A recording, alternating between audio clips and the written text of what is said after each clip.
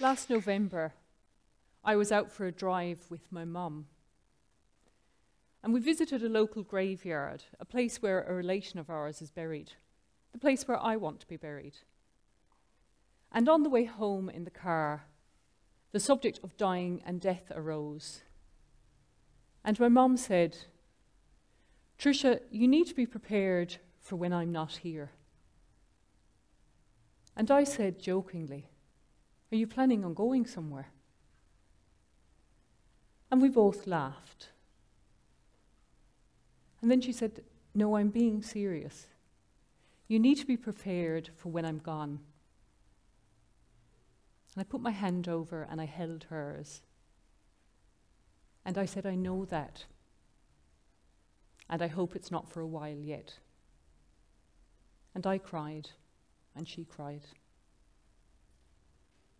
And then in typical mom fashion, she said, "If you don't put your hand back in the steering wheel, we'll both be going there a lot sooner than we thought." And that was it. That potent, powerful moment was over. And I've learned that that is how the dying communicate. Often in metaphor, in little snippets that arise organically, a touching into the deepest truth before coming back out. And those are moments of deep, deep connection. I've learned that the dying open little windows of opportunity to speak about their mortality. And they watch and they wait for your response. And if you change the subject or jolly them along and say things like, "Stop that talk, you're doing great. Come on now, just think positive." You not only stop the person who is trying to talk about their mortality, you shut down all talk on your mortality, and you shut down the conversation, that intimate sharing of dying. We build walls to stop the conversation, and those walls protect us, but they also cause tremendous isolation to the person at either side.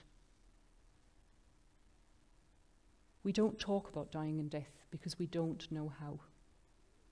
And we pass on that inability to the next generation and the next.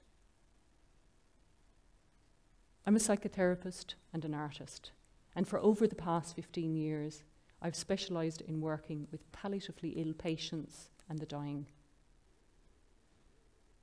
The people I've met in my therapy space have become some of my greatest teachers, and they are the reason I am on this red dot here today. They teach me about living and about dying, about soul and its capacity to guide, soothe and sustain us through life's hardships and all the way up to when we take our last breath. I'm an apprentice of dying and death. And every client I see educates me with honesty and humour and wisdom.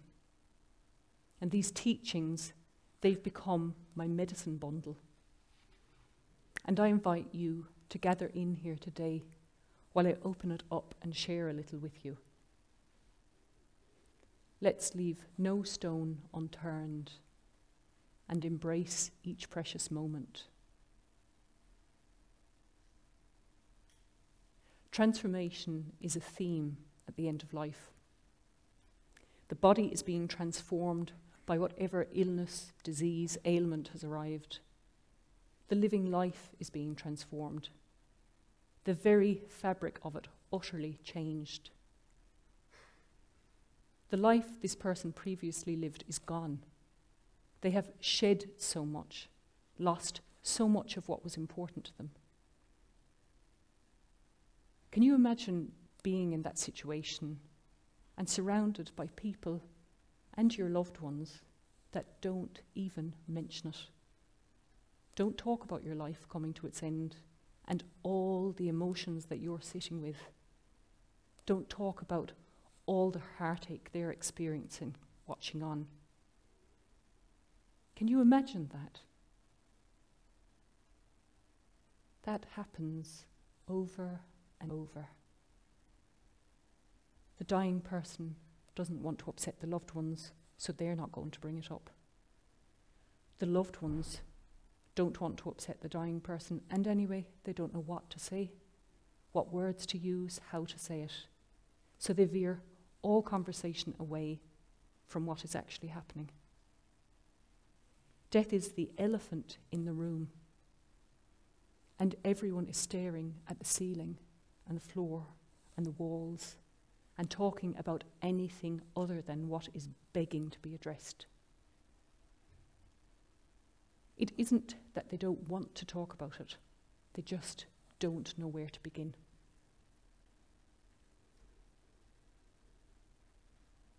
A young man with months to live told me he was invited out by his friends.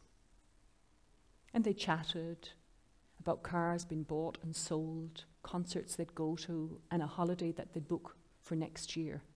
And he sat there smiling, surrounded by his friends who loved him, who were trying to make things normal for him. But as he said, it didn't. It couldn't. Initially raging in the therapy space, he took the bat I offered him and beat the hell out of the cushions before sitting back and wisely saying, "It's not that they don't care. They just don't know how to talk to me now. They're afraid, and I'm afraid I'll upset them." In our time together, he looked at his life and its meaning, and he prepared for his dying. 2 weeks before he died, he said, "I figured it out. I know what the meaning of this life is now. It's all about heart and living with an open heart and love. It's that simple. Why did I not know this all along?" From him, I carry the teaching of forgiveness and of keeping my heart open, most especially when I want to shut it closed. Leave no stone unturned in your living. Embrace each and every precious moment. When I met James and Jan, I could see immediately the great sparkiness and love very much alive between them. He faced his death full on and with the same humour he had always lived by. On a hospital trip to the city, he suggested that they get dressed up and go out for a nice lunch.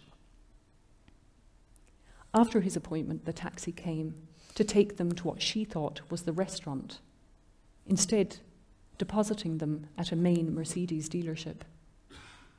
He winked at her and said, "Play along." He was greeted by the receptionist as soon as he went in the door. "James, the car is over there for the test drive. Do you want someone to take it out with you?" And he said, "Not at all. I'll just sign for it and I'll have it back to you shortly." When they got into the car, he proceeded to tell her that he'd rang them earlier in the week to say he was interested in buying the car. And she was saying, "We can't afford this." He said, "I know that. But today we are going to lunch in style."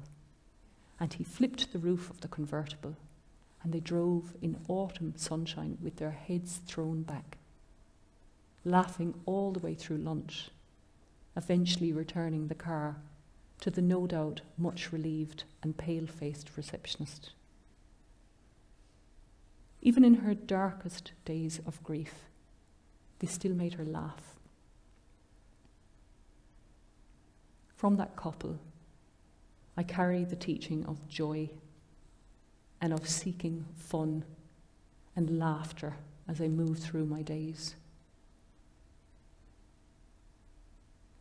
Very mention of the word dying tends to stir up so many emotions in people. We want dying and death to stay as far away from us as possible. And yet from the moment we're born and we take our first breath, death is here, travelling quietly alongside us. We are born and we die. It isn't a problem we can fix or avoid. I've come to realise that our living and our dying are interwoven from beginning to end, that every bit of brokenness in our life, every trauma, every hurt, every struggle, every loss, every little death, if we can manage to stay open and engage with it, not only helps us to live a life with more depth and meaning and compassion, but it also ultimately prepares us for our dying. When we neither think nor talk about our mortality, we miss out on so many opportunities for deep healing and connection. And we can be left with the burden of regret. That regret is what inspired Michael Webb to create Death Over Dinner, where people gather over food and they talk openly about all aspects of dying and death. Similarly, John Underwood in the UK was inspired to create death cafes. And at a death cafe, people gather over tea and coffee and cake, and they talk about life and its finality, and thereby reduce the fears wrapped up in it. You see, there's a movement gathering force, led by people who, through their life experience and through their work, realise we are missing out on so much by not looking at this subject. One of those is Professor Kerry Noonan, who in 2016 created the concept of death-literate societies so that we can become educated about all aspects of dying and death, and thereby reduce the anxiety and the avoidance that it is shrouded in. People are gathering in places all over the world, doing all sorts of things to reduce their fear of dying, from weaving coffins to filling out advanced healthcare directives. We can all learn the language of dying. We just have to be willing. My lovely mum left this earth last month. In the weeks before she died, she talked to old friends. She reminisced over photographs. She soaked up the sun in Ballybunion. She shared her love, her joy, and her memories with us. And she squeezed every last bit of life out of her final days. From her, I carry so many precious teachings. As I close this medicine bundle here for today, I encourage each and every one of you to leave no stone unturned as you examine your living and its meaning, and you engage in whatever way you can with your dying. Embrace each and every precious moment. You have everything to gain and nothing to lose. Thank you.